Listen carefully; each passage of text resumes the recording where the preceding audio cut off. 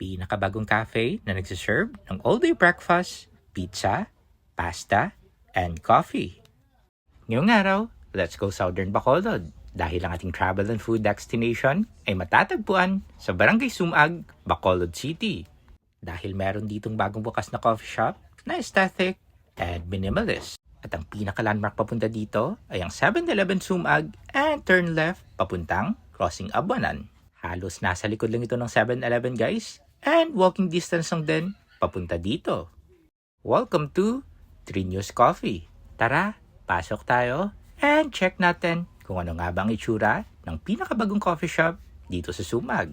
Napakaganda pala dito guys, malinis at napakaliwalas, minimalist and aesthetic. Napaka-cozy din ng ambience, kaya perfect place para magkape. Meron din sila ditong all-day breakfast tulad ng Hungarian, sisig, and corned beef. Pizza bang hanap mo? Nako, napakasarap ng pizza nila dito guys. Perfect paired ng kanilang spaghetti. And of course, ang mga nagsasarapang hot and iced coffee. Te, makaon na ta? Kanamit sa mga pagkaon guys presenting ang mga nagsasarapang pagkain and drinks dito sa Trinyos Coffee. Napakasarap ng hot coffee guys. Perfect para simulan ang umaga. At ang pizza nila dito, grabe, napakasarap guys. One of the best pizza na natikman ko dito sa Bacolod.